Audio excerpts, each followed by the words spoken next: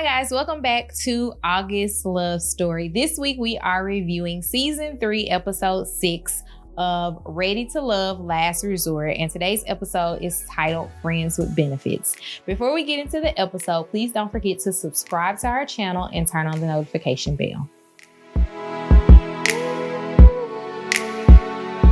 All right, so this episode opens with Alex and Brian.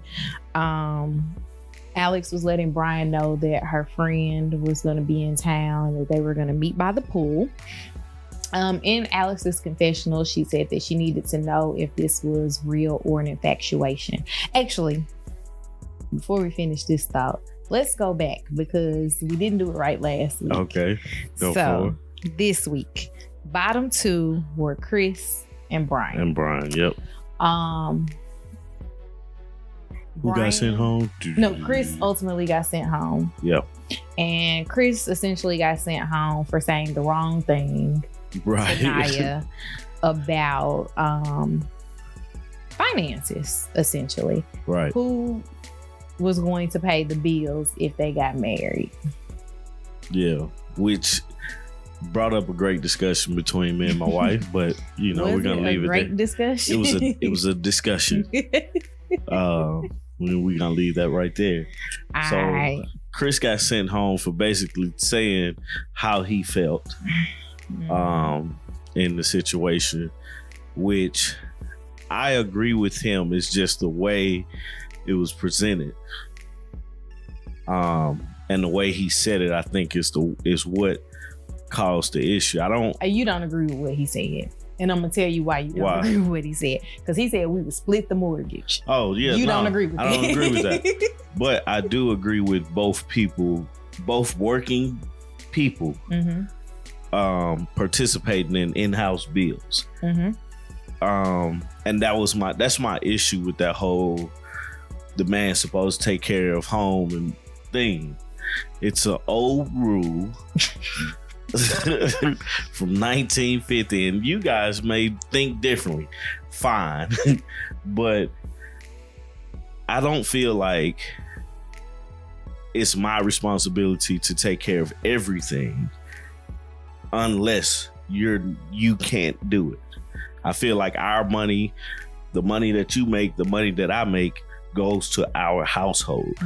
And then we split it out however we need to. You still have money on your side. I still have money on my side. But when it comes to in-house bills that both of us benefit from, it's both our responsibility. I'm happy you're not on this show because you would have got sent home too. Oh, I'd have been sent home first. Hey, no, Sam still would have went home before you. Yeah, Sam would have went home because I would have talked to everybody. I'm like, I'm finna get to know all y'all. Okay, and Brian ultimately got to stay, even though he was in the bottom 2. Brian was told that he needs to be more straightforward, and that was the issue. Denise was the one that talked to Brian, and I was worried for a second because Denise is a gut puncher. Yeah, and is what it is. Right. Denise just mean, man. I don't get it. Mean? I think she's mean. To me, she's not very approachable. Okay. What made you feel that she's not approachable? I'm taking a tangent on this one. Yeah. I mean, just how, the first interaction she had with Rashid, that was very aggressive. I can't remember what she said to him, but I felt like the interaction was very aggressive. And then it was like, she was like, squirrel, and walked off. You know what I'm saying? So it was like, from that, it made me feel like she's not very approachable. And then just how mean she acts. She looks and acts mean. Kind of like how you were. How I thought you were. You know what I'm saying? In the beginning, it was like, you just seem to be this mean person. You probably still think I'm mean. I do, but you all right with me. It is what it is. All right, so we already talked about Alex and Brian in the beginning. Next up, Simone and Jay talked about what was said to Joy about him and Winter. And basically, they agreed that she was wrong. She has to work on herself.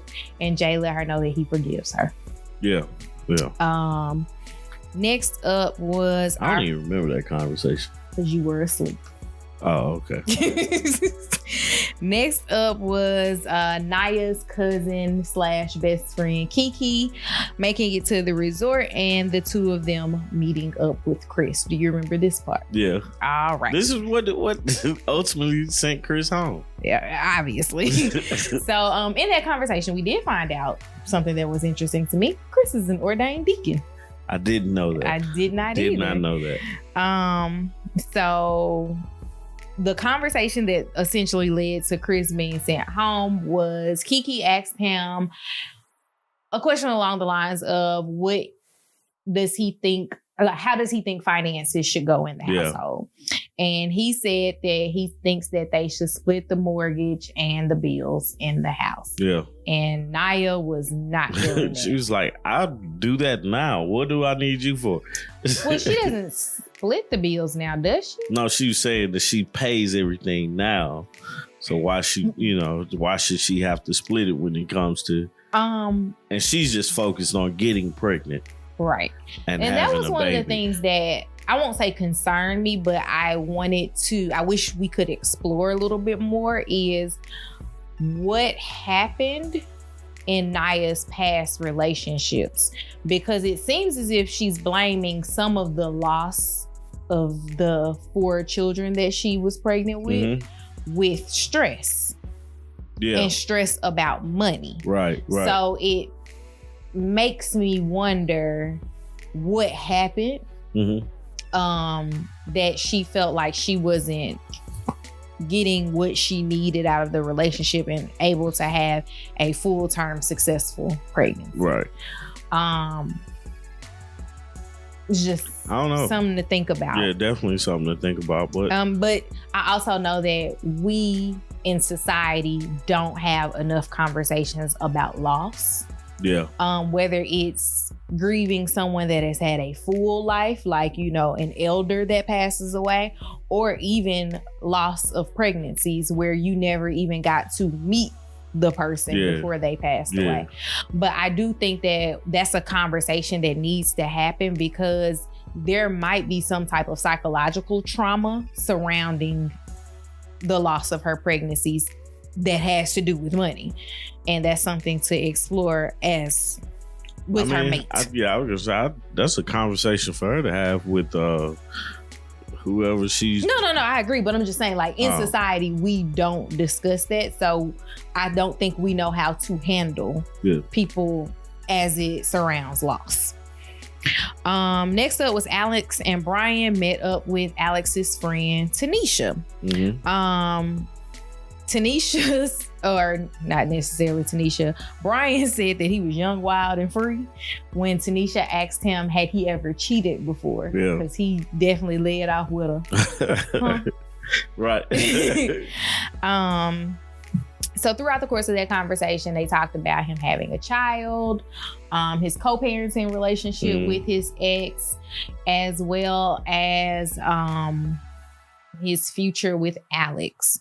It seems as though, like, once Brian left the conversation, Tanisha did say that she felt like Alex still had her guard up, and she didn't think that that was good for Brian, like, as far as being able to infiltrate past Tanisha's guard. And Alex's guard. And she also said that she felt that Alex was basically just forcing the relationship because she found some type of connection, but she was like holding on to it tightly, even though it wasn't a genuine or a deeper connection. We did go on later to see I have Simone and Joy and Alex sat down with Chris after he left his date with Naya and Kiki to talk about that. And in that conversation, the ladies pretty much let him know where he went wrong. In that conversation. He knew where it went wrong, but he didn't know how to address it. Phrase it. The way that he felt like it should have been phrased. And from that exchange, I still feel like Chris meant what he meant and said what he said.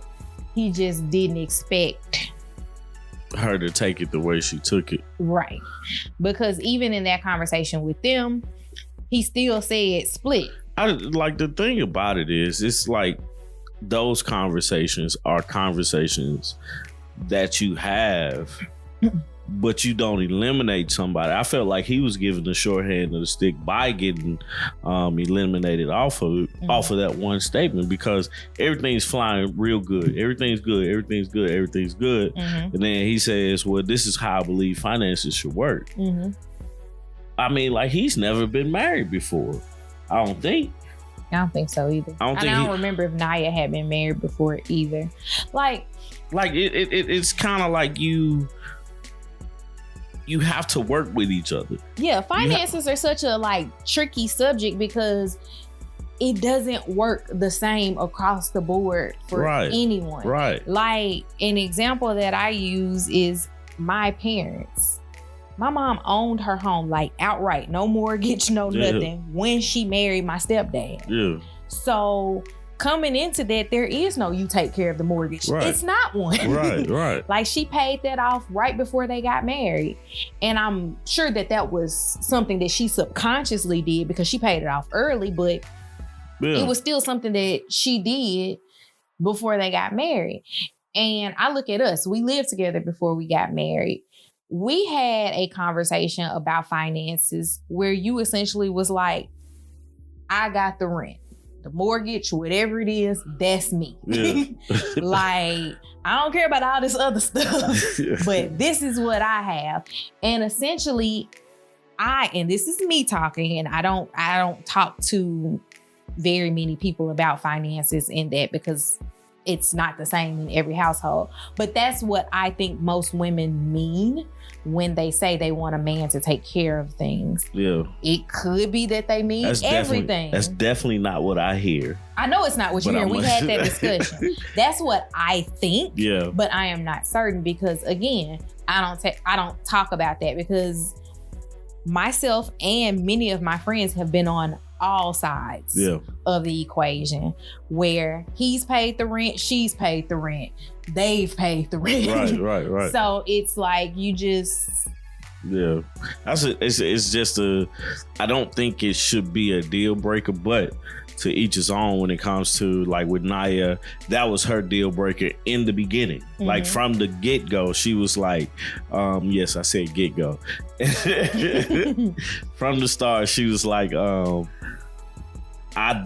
want to have children, so I don't want to have to worry about bills and paying. Like, my husband needs to take care of me and stuff like that. He needs to be able to take care of home and stuff like that. So that was her goal from the start.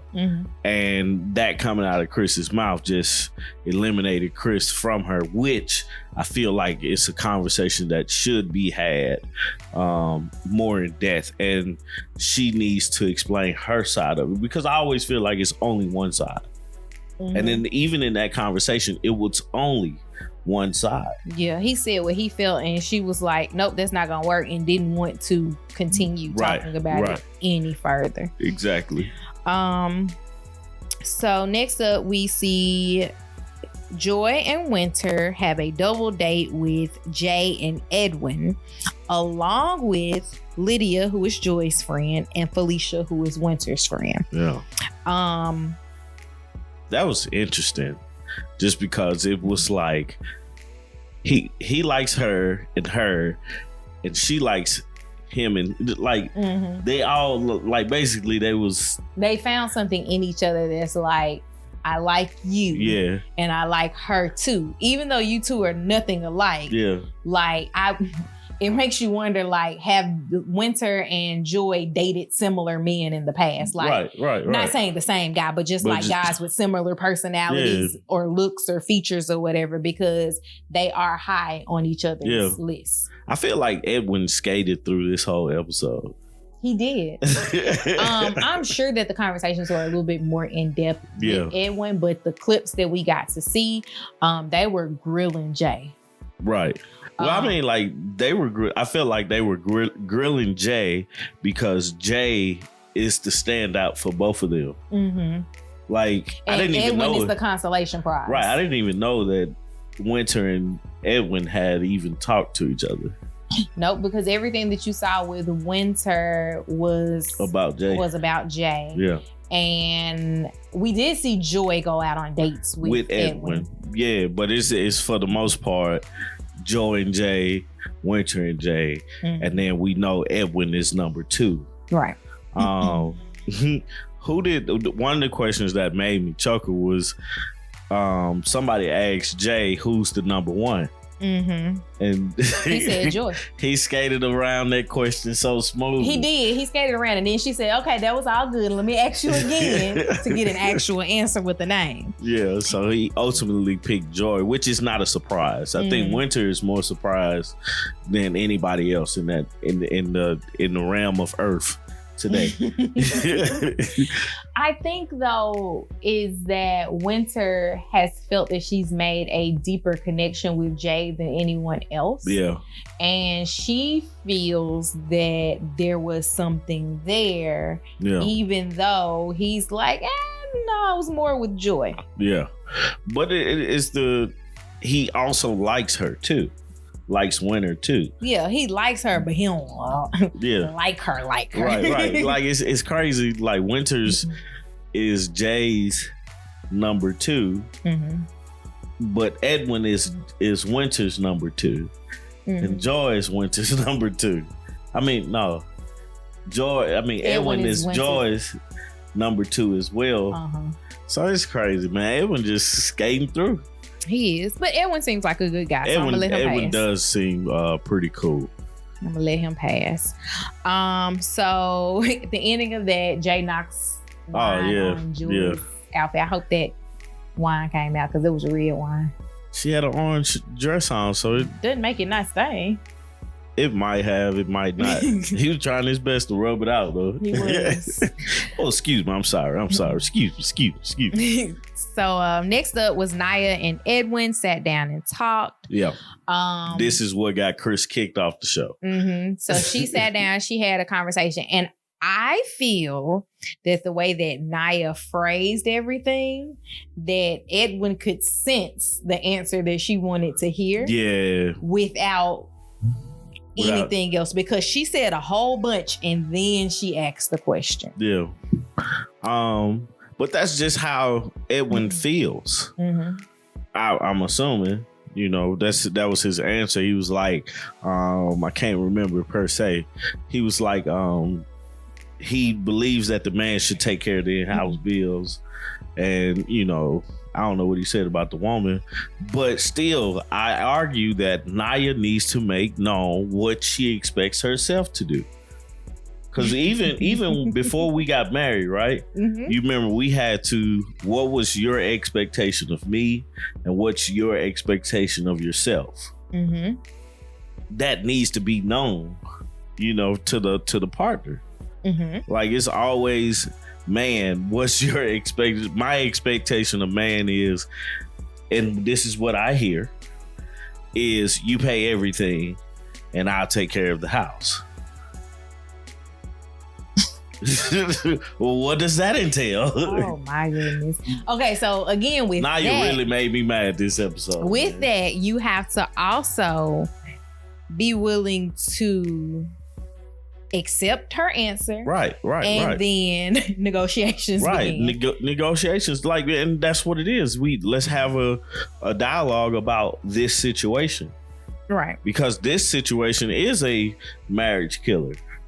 Well, I think that we also are looking at this situation with them as they're essentially going through a premarital counseling discussion, and they're not even exclusively dating. So you're jumping the gun on a lot of things as well. For sure. But I think this conversation between Edwin and Naya really, basically from Naya's standpoint, was like, oh, I like Edwin now.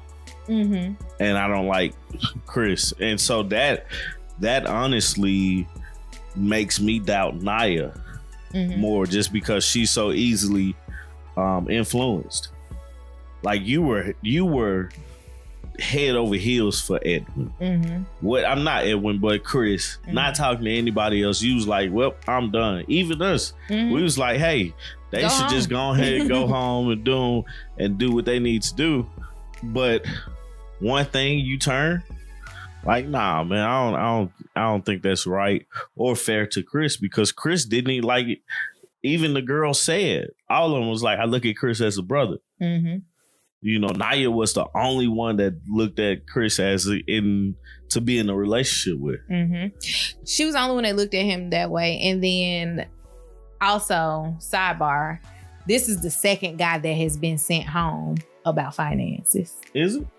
Who's the first? David was the first, yep. And David was sent home only because he said, I take care of the house, you take care of your kids. That's crazy, right? That is wild. Your kids that you come into the relationship with, I gotta take care of them. But you know, whatever. Yeah, I mean, like, it's not perfect.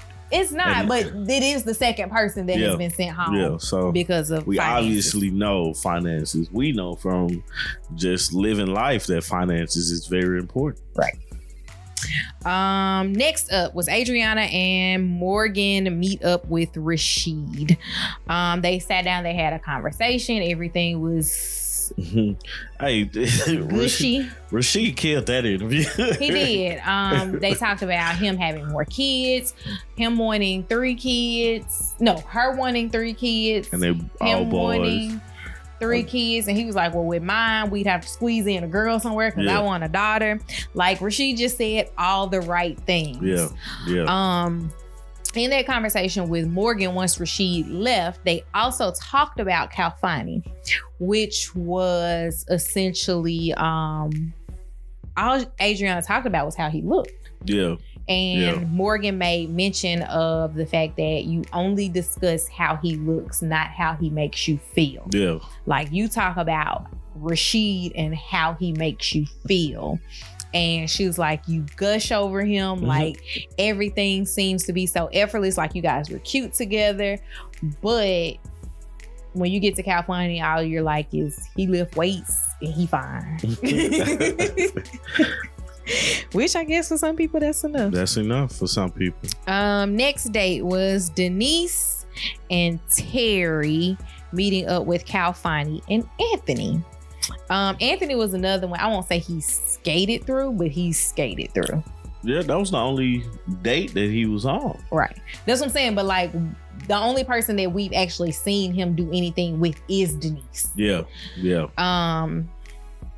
So during the conversation, Terry asked them about cheating. Anthony did say that he cheated when he was younger, but he was focused on his football career. I don't know if we ever discussed his football career on the show. Maybe it was in that matchmaking thing. Yeah. Or not matchmaking thing, but the introducing the cast. They also talked about what marriage looks like to them. Both of the guys said that they imagine themselves as being the head of the household and they were looking for partnership. Kalfani talked about breaking generational curses, which apparently seems to be a buzzword for a conversation that he and Denise had previously. Yeah. And in her confessional, she said, I think I love him. I guess I would be a little bit weary if Anthony or any guy had said that they hadn't cheated in some capacity. Yeah. And I don't mean like just the physical act of cheating, but we emotionally cheat as human beings. Sometimes we know a relationship's about to end and we go ahead and start stepping into another one before we end the first one. Kalfani, I don't feel like I've gotten to know a lot about him. Yeah. Not to say that the ladies haven't, but like the way that he's presented on the show, I don't feel like we've learned a lot about him. Like we learned, like take Simone, for example. We learned a lot about Simone and her daddy issues and all that stuff. But like, I don't feel like we've learned a lot about Kalfani. I think that he has used his I'm chocolate and workout as a great opening. Right. And it's working for him. No, I don't. I think it's because Calfani has really only been focusing on Denise, and then you throw Adriana in there, you know, like sprinkles on the top. Right. So it's it's kind of like that, you know. So it's not a lot for him to be discussed on, you know. And you know, when they're talking with Denise is such a strong-willed person. She takes over. It's like the conversation, they're always talking about something that Denise wants to talk about. You know, it's not asking about him per se. So it's in response to something about Denise. So I think that's why we feel like that. But I mean, Calfani is in a pickle too, because he's a number one to Denise and a number two to Adriana. And number two to Adriana. And I don't really know.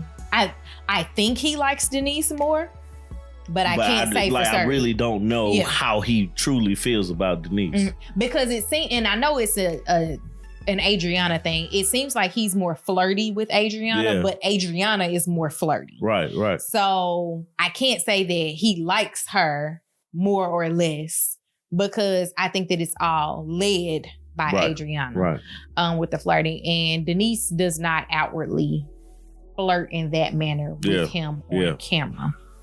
Yeah, so. It is what it is. So last up, we go back into Tommy's Tavern. We should make you have you a birthday party that's like Tommy's Tavern. Yeah, we should. We should. Everybody's invited after COVID. I mean, duh. So we did learn that Simone's friend didn't come, and Tommy did make mention that he felt like Simone has been skirting through this. Did he? You, Tommy. Not nephew Tommy. Oh, okay, I got you. My husband Tommy. I got you. I'm with you, man. I'm with you. Because we don't know who Simone would have sat down with. Yeah. I can't say for certain. I can't think of anyone. Like everybody that I thought she was matching up with has been sitting home. So I don't know. Yeah. So Winter's friend did say that she felt that she didn't like Jay or Edwin for Winter. She said Jay felt too salesy, and Edwin's family might be a problem, because Edwin did get into the conversation of having like 3 sisters, I think, or something like that, and a mom. And his sisters ultimately don't think anybody is good enough for him, which can be an issue, like very much so. Yeah. Naya, who got very snappy with Alex. Right. She did. Said that she is no longer into Chris and she now likes Edwin. I think that got very, very snappy because Naya feels like she played herself.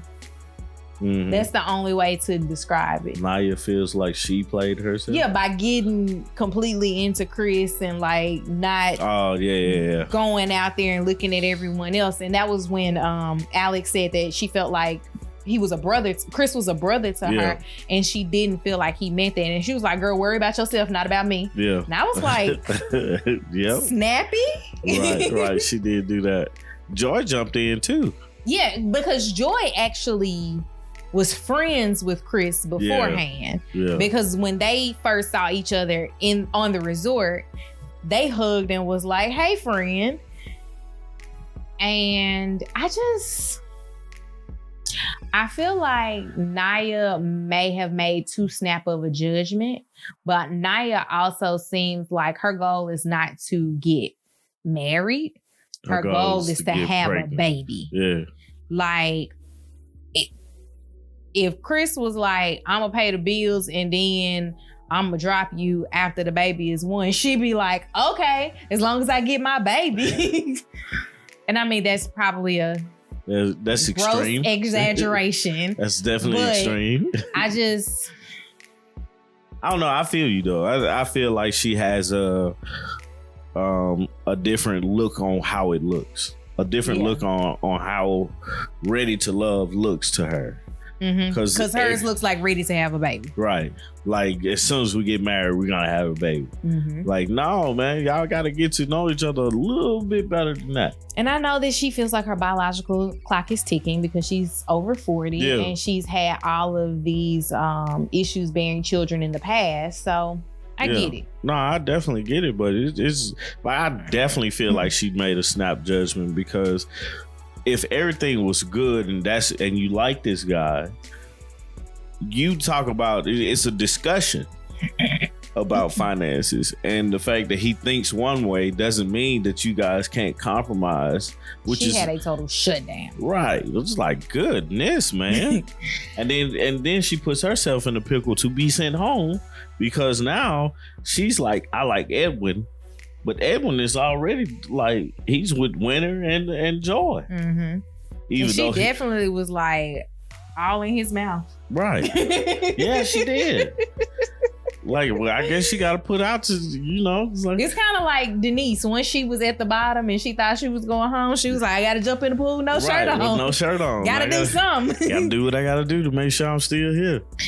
So last up was Alex talking about Brian, and she says that her friend and her both came to the conclusion that she was very guarded, and she wants to know if it was real or an infatuation.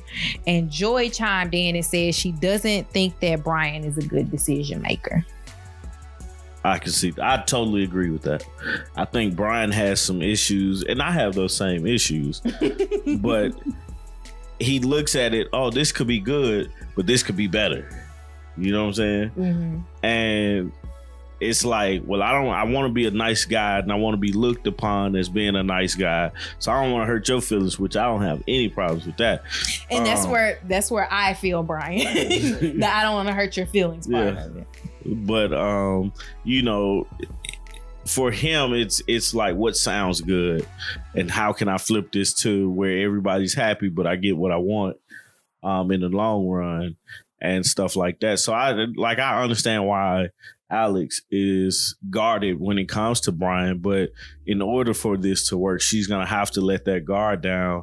She's gonna have to say, hey, I ask a question, he answers it, that's it. Until proven wrong.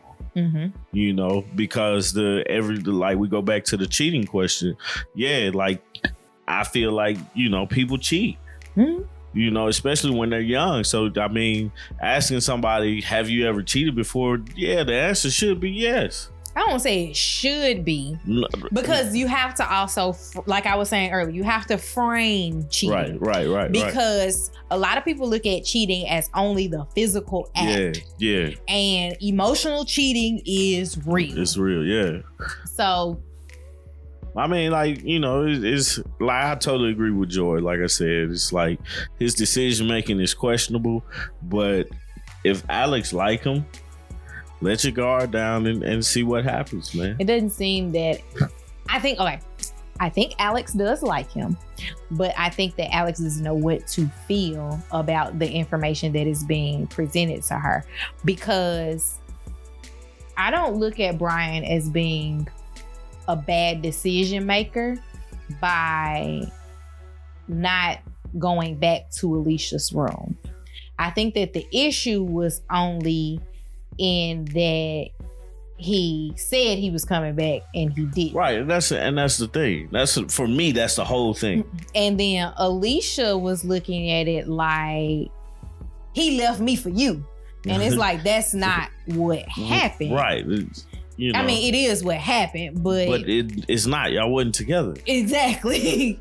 Like, I don't know, man. I think people were extra hard on Brian just because of that situation. And I think a lot of that was because Alicia's loud. Yeah. And I'm not saying loud in a negative way, but I mean loud as in, if you're around, you're going to hear about it. Like, she told more people than Brian, because Brian just kind of told Chris and Alex. He only really told Alex. Chris was just there. Yeah. And, they knew about it, but Brian's reaction to it is what hurt him the most. He should have, like, I was thinking about it last night. I was like, he should have just knocked on the door and it was like, hey, I ain't going to be able to, come back by your place, so I'm going to just tell you good night and move on, man. You know, so yeah. All right, guys, that was season 3, episode 6, Ready to Love, and that episode was called Friends with Benefits. Please subscribe to our channel, turn on the notification bell, like this video, and comment down below about the episode. Yeah. Bye, y'all. Oh, peace.